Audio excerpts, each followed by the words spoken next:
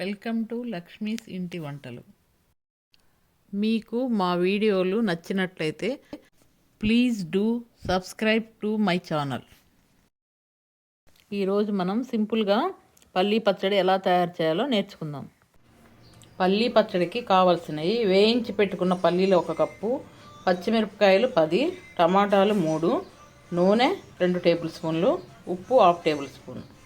పల్లీ పచ్చడి తయారు చేసుకోవడానికి ముందుగా నూనె వేడి చేసుకోవాలి. తరువాత శుభ్రంగా కడిగి ఉంచుకున్న పచ్చిమిరపకాయలను నూనెలో వేసుకొని మగ్గించుకోవాలి.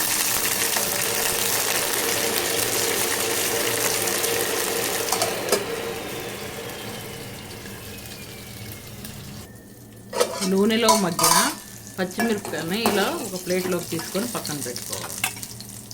తరువాత అదే గిన్నెలో టమాటా ముక్కలు కూడా వేయించుకొని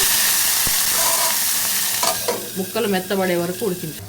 టమాటా ముక్కలు కొంచెము ఉడికిన తర్వాత ఈ పచ్చిమిరపకాయలు కూడా వేసి అంతా ఒకసారి కలిపి మరో 5 నిమిషాలు మగ్గించుకోవాలి.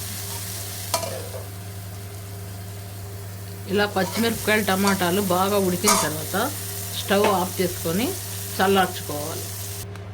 తరువాత ఒక మిక్సీ జార్ తీసుకొని వేయించిన పల్లీలను ఉప్పు వేసి మిక్సీ పట్టుకోవాలి.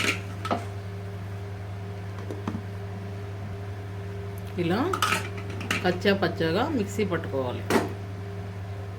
తరువాత మనం చల్లార్చి పెట్టుకున్న పచ్చిమిరపకాయ టమాటాలు కూడా ఇందులో వేసుకొని మిక్సీ పట్టుకోవాలి. ఇలా ఒకసారి మిక్సీ పట్టుకొని ఒక చిన్న గ్లాసు నీళ్ళు ఇందులో వేసుకొని మిక్సీ పట్టుకోవాలి. ఇలా మిక్సీ పట్టుకుంటే పల్లీ పచ్చడి రెడీ. ఈ పచ్చడి దోశలోకి, ఇడ్లీలోకి చాలా బాగుంటుంది.